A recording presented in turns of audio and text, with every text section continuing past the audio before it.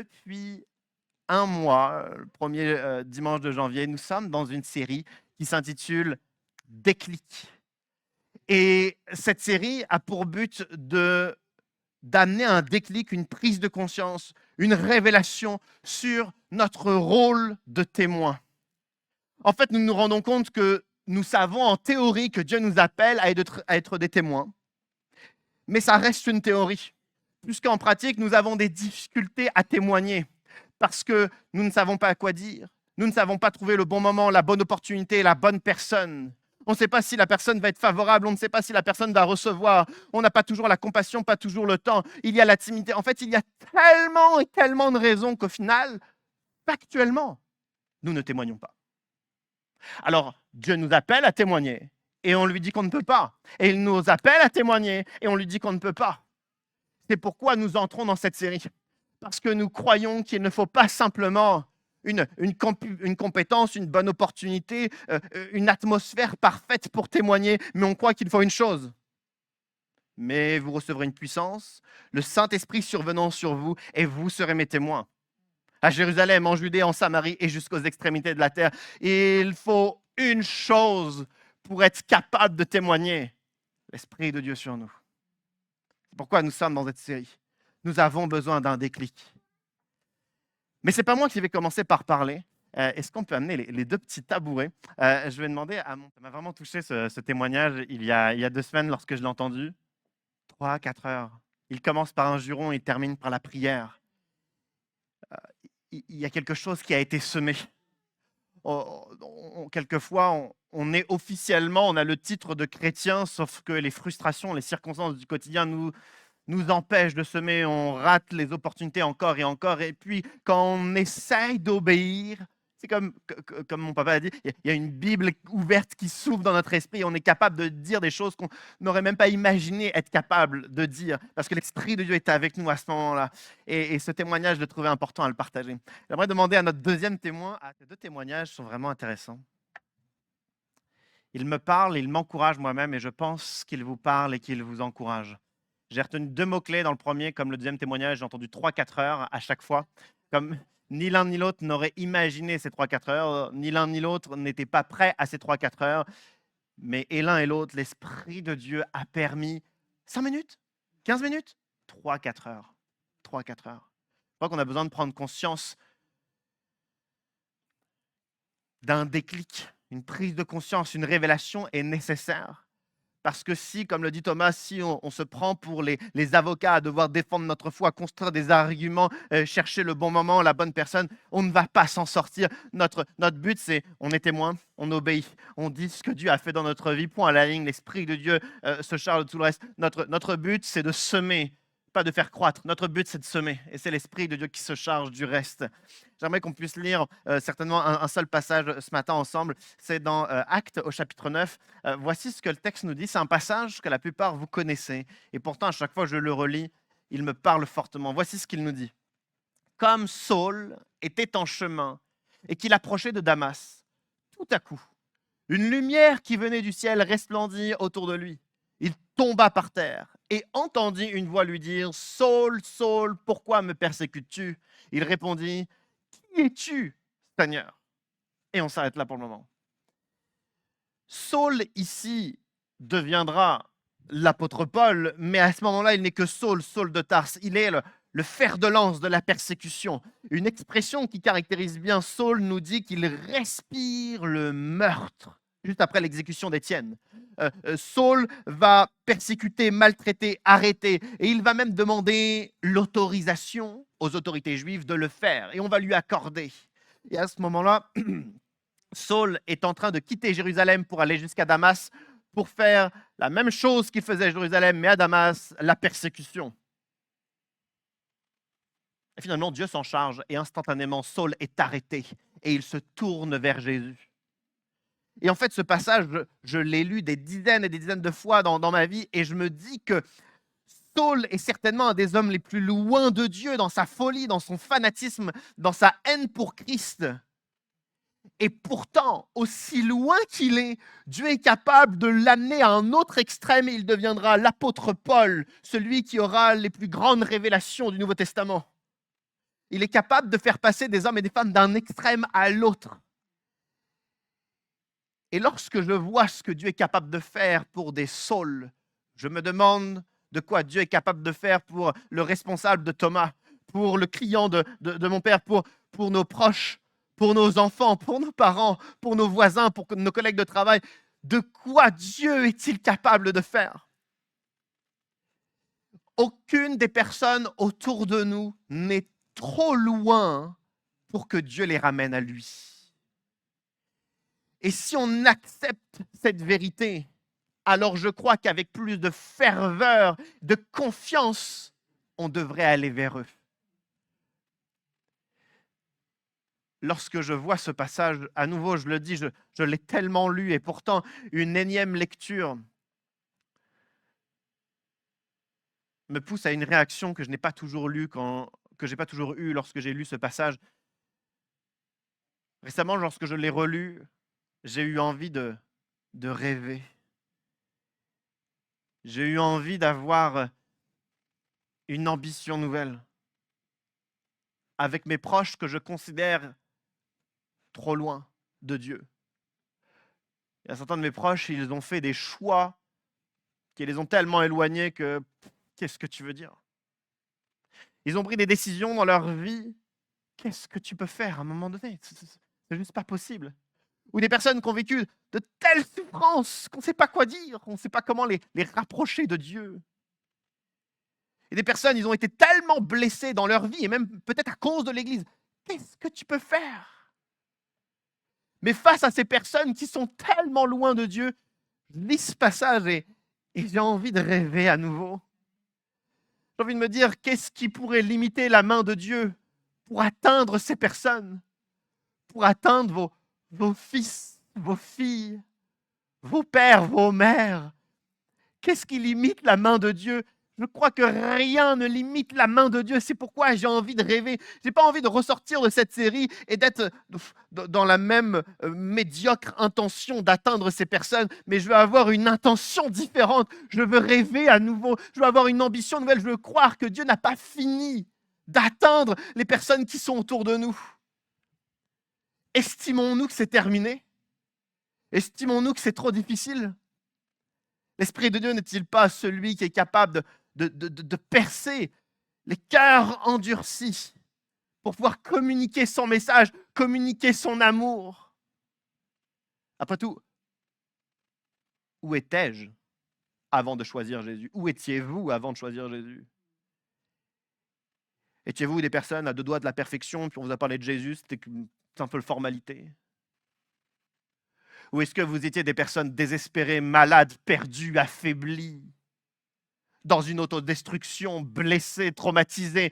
N'étiez-vous pas ces personnes qui étaient dans les ténèbres, qui avaient des questions sans réponse, qui cherchaient un sens à leur vie? N'étiez-vous pas ce genre de personnes qui avaient finalement découvert Christ, sa consolation, son amour? Alors, j'ai envie de rêver. J'ai envie de rêver. J'ai envie que chacun d'entre nous, nous ayons un rêve. Celui de croire que dans les prochains mois, Dieu peut atteindre ceux qu'il n'a toujours pas atteints.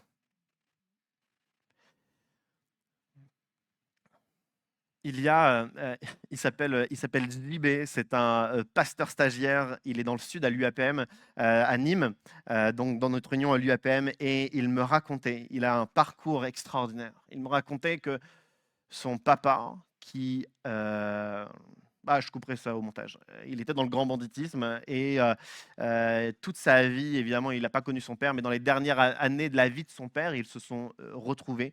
Ou plutôt, ils ont été éloignés pendant de nombreuses années, pardon, et à la fin de la vie, ils se sont retrouvés, à la fin de la vie de son père. Et son père était malade. Pendant les dernières semaines de sa vie, il était hospitalisé et JB y allait à chaque fois. Puis il lui partageait le message de l'Évangile. Son père s'est converti.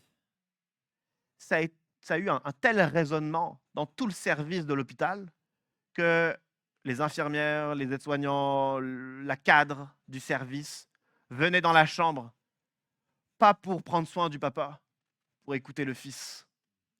Et quelques jours avant le décès de son père, alors que tout le service était touché, JB va voir la cadre et il lui demande une faveur. Pouvez-vous rassembler là, dans 5 minutes, tout le service? Je sais qu'ils m'ont entendu. J'aimerais qu'on prie ensemble.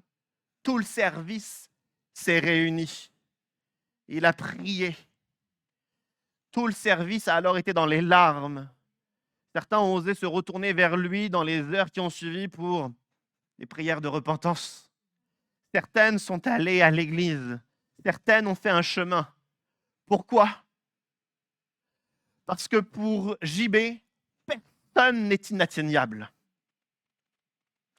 Qu'en est-il pour nous, Église du Mont-Gargan? Avons-nous arrêté de rêver? Avons-nous considéré les saules comme des personnes perdues d'avance? Ou est-ce que nous sommes capables de rêver à nouveau pour nos proches, pour nos voisins, pour nos collègues de travail? Marc McCord, l'orateur de notre pastorale, il expliquait que lorsqu'il est arrivé à Annecy, la première ville francophone qu'il a atteint, il explique qu'il avait à cœur, ça brûlait au fond de lui, d'implanter une église. Mais il s'est dit, par respect pour mes collègues, je vais aller voir l'ensemble des églises, l'ensemble des pasteurs, et je vais leur dire mon projet.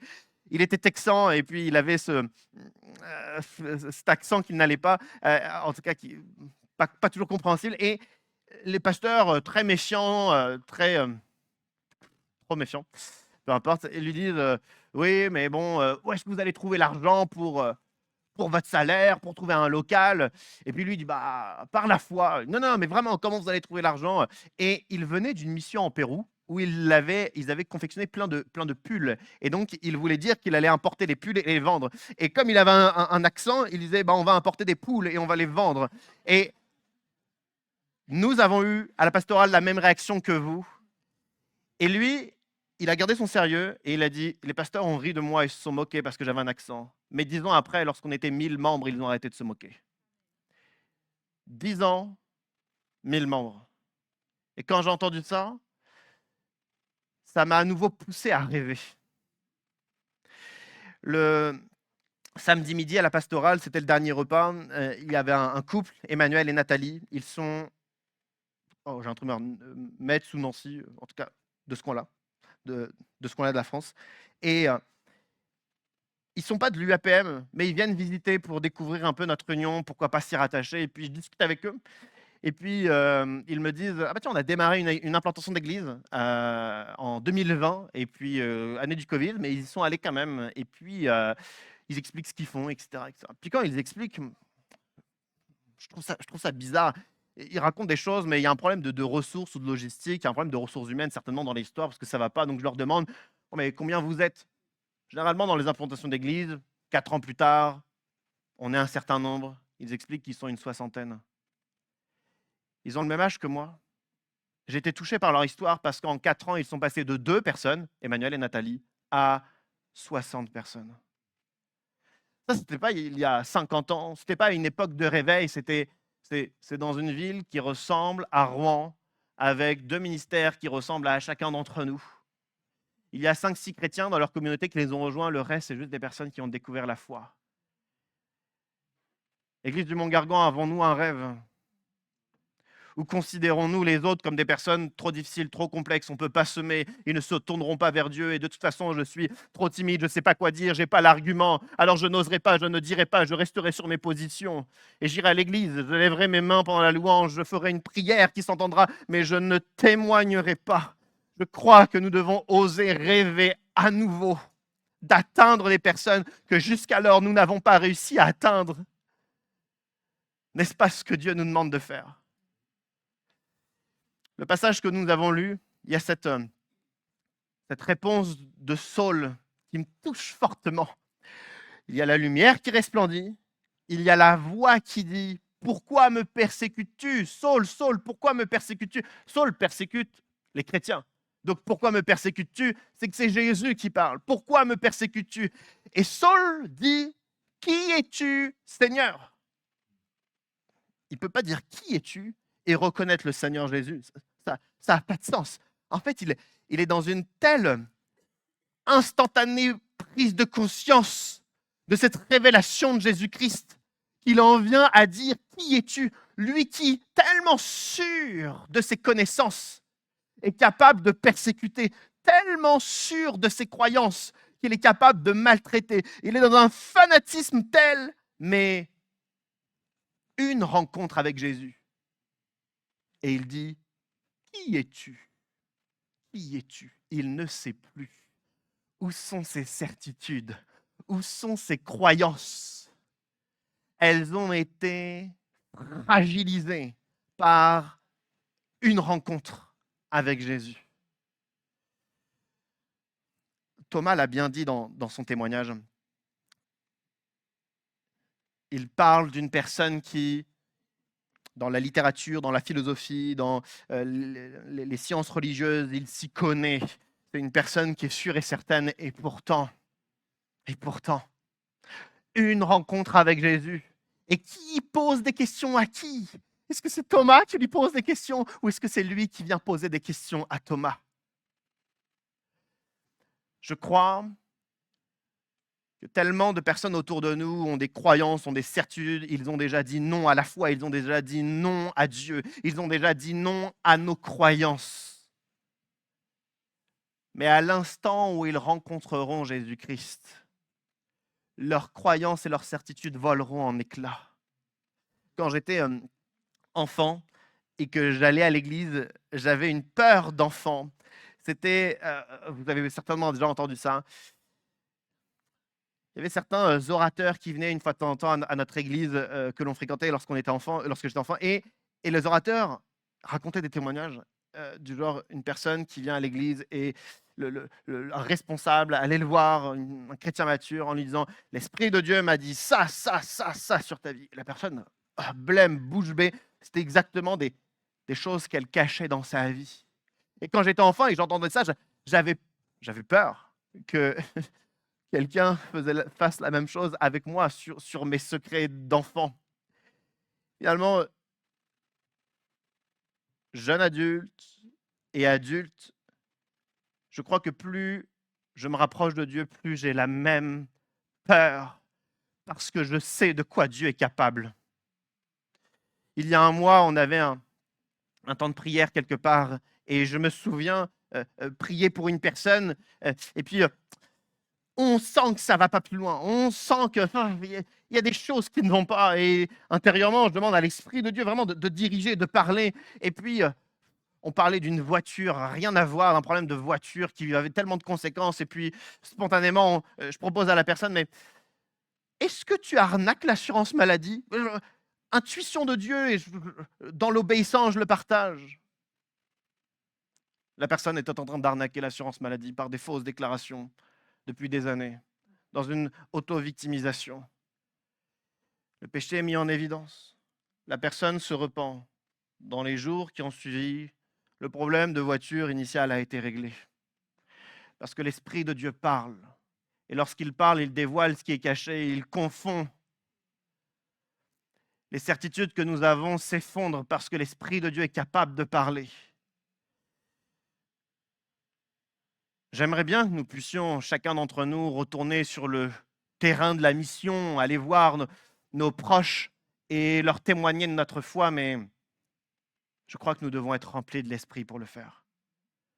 Je ne crois pas que c'est avec un café et un flyer qu'on amène les personnes à Christ, mais c'est rempli de l'Esprit, un mot d'amour, une vérité qui redresse, un encouragement qui change une vie.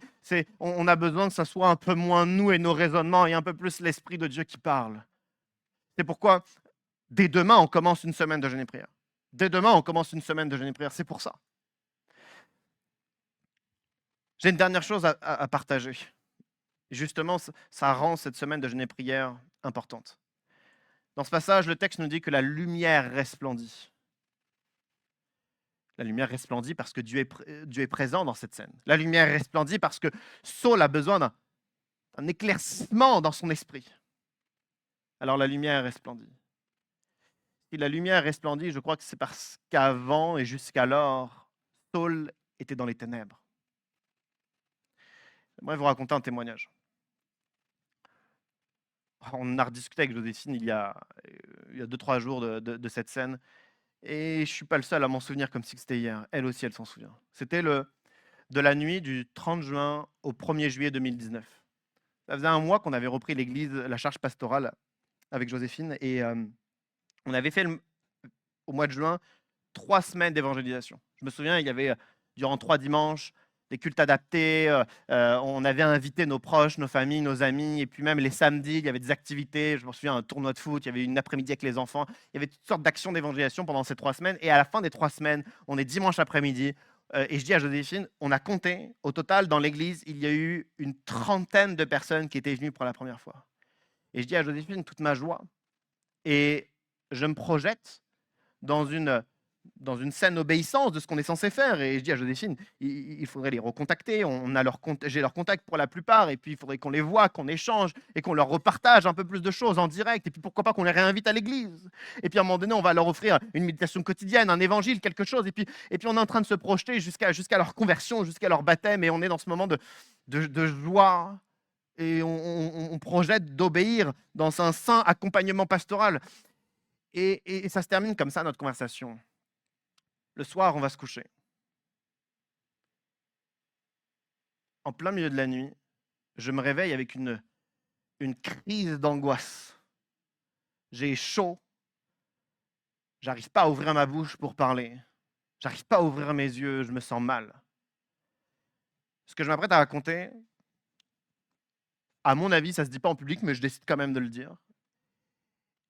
Et ça m'est pas arrivé 10 fois dans ma vie. Ça m'est arrivé rarement. Et je me sens mal. J'ai ce moment d'angoisse terrible. Et après plusieurs minutes, j'arrive à me redresser, j'arrive à ouvrir les yeux. Et j'ai la sensation qu'il y a une ombre qui se projette et qui s'approche de moi. Je suis terrorisé à ce moment-là. Je sens qu'il y a quelque chose de malsain qui se passe ici. Je suis terrorisé, j'arrive à ouvrir la bouche, à me tourner vers Joséphine, lui demander de se réveiller. Et je me souviens lui répéter, est-ce que tu vois ce que je vois? Est-ce que tu vois ce que je vois? Elle ne voit pas ce que je vois, mais devant ma terreur, elle ne peut que croire ce que je vois. Alors à ce moment-là, on décide de prier. C'est elle qui commence parce que je ne suis pas capable. Et au fur et à mesure, on est à deux à prier. Et après quelques dizaines de minutes, je sens cette scène malsaine disparaître. Le moment d'angoisse diminue instantanément. Avec Joséphine, on débriefe de ce moment qui est surréaliste.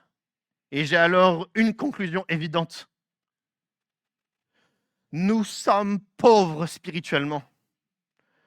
Alors c'est bien, on avait fait des après-midi pour les enfants, c'est bien, on avait fait des cultes d'évangélisation, mais avec une telle pauvreté spirituelle, comme si qu'avec un tract, un flyers, un café, on allait changer la vie des gens. Alors qu'en face, il y avait des traumas, des blessés, des brisés, il y avait de l'obscurité dans leur vie. Et on s'était peut-être un peu trop avancé, sans imaginer qu'il y avait un combat spirituel à mener.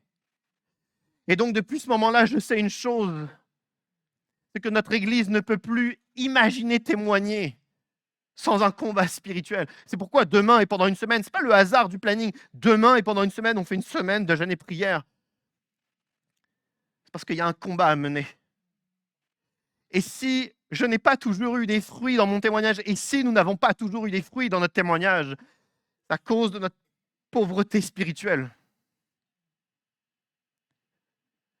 On est rempli de doutes, rempli d'hésitations. On manque la cible, on ne sait pas quoi dire, on n'a pas intercédé, on n'a pas prié. Et on se jette dans la fosse au lion en imaginant combattre. Je ne crois pas, non. Je ne crois pas. Je crois que la prière doit être au centre de notre Église. Ah, certains, je vous ai déjà dit ce que je pense sur notre capacité à prier, Église du Mont-Gargan, on n'est vraiment pas là, mais on doit se réveiller dans la prière parce que le 2 février, c'est le premier dimanche du mois, on commence un culte bienvenue chez nous. Et puis ça se poursuit en mars, en avril, etc. Et en fait, c'est pas avec un flyer, c'est un café que les gens vont changer de vie. C'est pas avec notre sourire ou notre chaleur humaine. C'est parce que on va se tenir dans la prière. On va demander à l'Esprit de Dieu qu'il nous remplisse afin qu'il y ait une pertinence dans tout ce qu'on dit et tout ce qu'on va faire. Parce qu'à chaque fois qu'on témoigne, c'est pas juste des mots. On met un pas dans une zone obscure et on a intérêt d'avoir le flambeau de la lumière de Christ. Parce que sinon, il n'y aura aucun fruit. J'aimerais vous inviter à la semaine de jeûne et prière. Lundi, mardi, mercredi et vendredi, on saute le jeudi, à 19h ici tous les soirs, on va prier. Alors, il y a des thèmes sur chaque soirée. Certains, vous les avez eus, les thèmes sur les réseaux sociaux, sur les groupes WhatsApp, vous les avez eus. Et le but derrière tout ça, c'est alors que nous entretenons notre relation avec Dieu, qu'on puisse sortir de cette semaine certains des promesses de Dieu, certains de notre identité en Christ, certains de notre relation avec notre Père, certains de la présence de l'Esprit de Dieu en nous. Il y a un combat. Il y a un combat à mener. Je demande à l'équipe de louange de revenir. On s'apprête à conclure.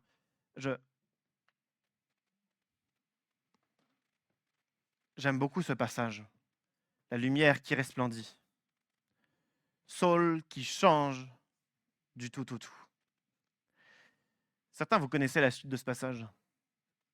Dieu appelle Ananias à prendre soin de Saul. On va passer le prochain passage, mais on ne va pas le lire, je vais juste lire le tout début du passage. La suite du passage nous dit « Or, il y avait un Damas, un disciple du nom d'Ananias. » Et je m'arrête là. Or, il y avait à Damas un disciple du nom d'Ananias. Chacun d'entre nous, nous avons un Damas. Votre Damas, c'est Isneville. Votre Damas, c'est Grand Couronne. Votre Damas, c'est Sotteville-Souleval. Votre Damas, c'est votre travail. Votre Damas, c'est l'hôpital où vous travaillez. Votre Damas, c'est l'école où vont vos enfants. Voici ce que Dieu va faire. Si vous cherchez sa présence, il va vous envoyer un Saul perdu, aveugle, des questions sans réponse, qui attend une chose, c'est que vous puissiez semer dans son cœur, parce qu'il va avoir soif. Alors j'ai une question pour chacun d'entre nous. Allons-nous être responsables de notre Damas? Allons-nous être prêts à accueillir notre Saul? Allons-nous être prêts à semer, à l'accompagner, à l'inviter, à le réinviter, à lire avec lui, à prier pour lui, à être là dans ces moments difficiles? Allons-nous être responsables de notre Damas? Ou allons-nous laisser les saules dans la nature? Allons-nous laisser les assoiffés sans la source qui est Christ? Alors j'aimerais ensemble, alors qu'on s'apprête à chanter ce chant ensemble, peut-être reprendre « Tu transformes à l'eau en vin », le premier chant. Alors qu'on s'apprête à chanter un chant ensemble, j'aimerais que chacun d'entre nous, on puisse se positionner devant Dieu. En disant, si je ne m'occupe pas de mon Damas, personne ne va s'occuper de mon Damas. Lorsque tu vas m'envoyer un Saul, si je ne l'accueille pas, personne ne va l'accueillir. Si je ne combats pas le bon combat, il n'y aura alors aucun fruit. Oh, c'est étonnant. Mais non, il n'y aura aucun fruit. Il n'y aura aucun fruit. Si je ne commence pas à intercéder pour espérer que l'Esprit de Dieu me remplisse, il n'y aura aucun fruit, évidemment. J'aimerais qu'ensemble, on puisse comprendre les enjeux. Il y a des enjeux. Ce sont nos enfants, ce sont nos parents, ce sont nos proches, ce sont nos voisins, ce sont nos collègues de travail. J'aimerais qu'ensemble, nous puissions comprendre les enjeux et commencer à intercéder. Merci. Je vous demandais à tous de vous lever. Je veux terminer par la prière. Mais j'aimerais que durant cette prière, qu'on puisse se sentir tous concernés. J'aimerais que durant cette prière, on puisse se sentir comme Thomas, comme Florent.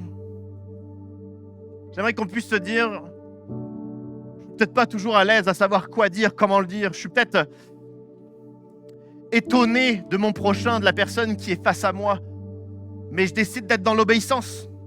Pas parce que le moment est parfait. Quelquefois, le moment est rempli d'agacement, de frustration.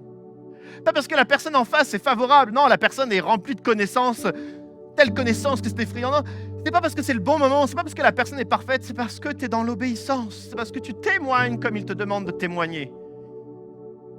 Et à ce moment-là, il est fort possible que ton rêve vienne de franchir une étape. Que ton rêve vienne de franchir une étape. J'aimerais chacun d'entre nous qu'on puisse fermer les yeux et qu'on puisse repenser à cette notion de rêve et qu'on puisse attacher à ce rêve un nom. Le nom de ton fils ou le nom de ton père. Le nom de ta belle-fille, le nom de ton gendre. Accroche-toi au nom de ta sœur. Accroche-toi au nom de ton voisin. Accroche-toi à ce nom. Et demande-toi qui est responsable de cette personne. Et au moment où l'Esprit de Dieu va évidemment te donner la réponse, j'aimerais que tu commences le bon combat dans la prière, dans l'intercession. Chez toi et cette semaine, durant la semaine de jeûne et prière, presque tous les soirs à 19h, qu'ensemble on puisse s'entretenir, chercher la face de Dieu et étant rempli de l'Esprit, retourner vers lui, vers elle, et lui partager ton témoignage encore. J'aimerais que le nom qui est dans notre esprit, nous puissions prendre, pendant une minute, je ne veux pas parler, que nous puissions prendre cette minute là où on est, en nous-mêmes, pour prier pour cette personne. On prie intérieurement, pas besoin de prier au doigt, mais que chacun d'entre nous, avec le nom que nous avons en tête, que nous puissions prier pour cette personne dans notre tête. Alléluia.